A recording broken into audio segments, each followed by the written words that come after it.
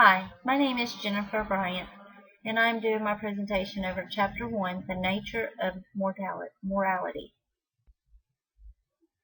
Ethics deals with individual characters and the moral rules that govern and limit our conduct. Ethics investigates questions of right and wrong, duty and obligation, and moral and responsibility. Business ethics is the study of what constitutes right and wrong, or good or bad, human conduct in a business context. Closely related moral questions arise in other organizational contexts. Business people are those who participate in planning, organizing, or directing the work of business. Organization is a group of people working together to achieve a common purpose.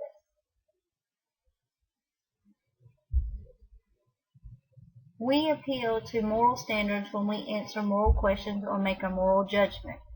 Three characteristics of moral standards distinguish them from other kinds of standards. Moral standards concern behavior that seriously affects human well-being. Moral standards take priority over other standards, and the soundness of moral standards depends on the adequacy of the reasons that support them.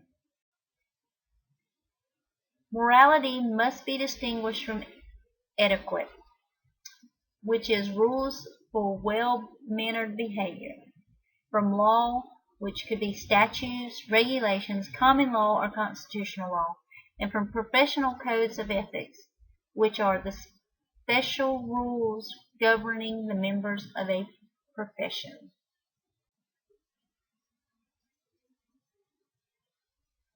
Legitimacy should not be confused with morality.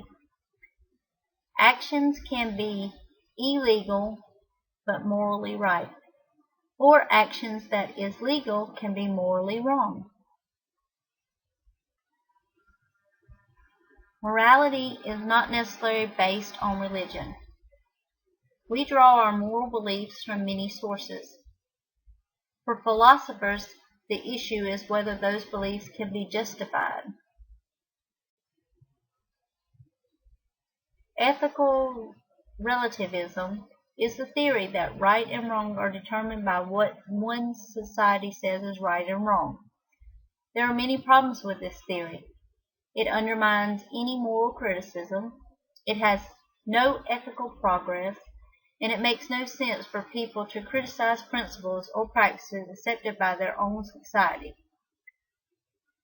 Also, dubious is a notion that business has its own morality, divorced from original ideas of right and wrong. Accepting a moral principle involves a motivation to conform one's conduct to that principle. Violating the principle will bother one's conscience. Conscience is not a perfectly reliable guide to right and wrong. Part of the point of morality is to make social existence possible by restraining self-interest behavior. Sometimes doing what is morally right can conflict with one's personal interests. In general, though, following your moral principle will enable you to live a more satisfying life. Morality is the sense of the rules or principles that regulate one's conduct towards others can be distinguished from morality in the broader sense of the values, ideas, and aspirations that shape a person's life.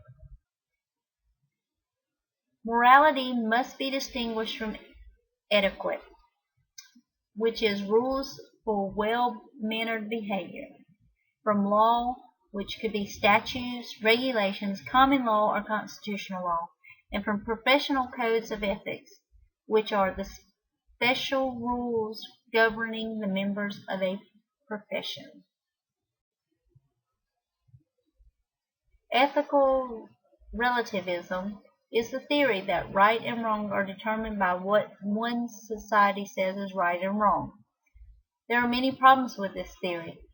It undermines any moral criticism, it has no ethical progress,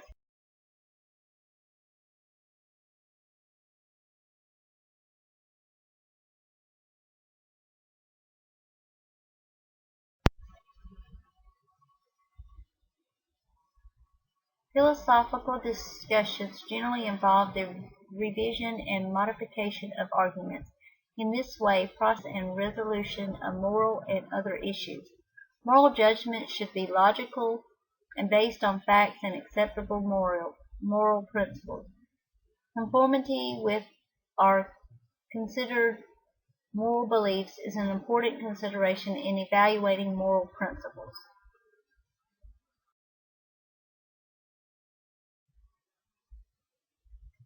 This is the end of my presentation. Thank you.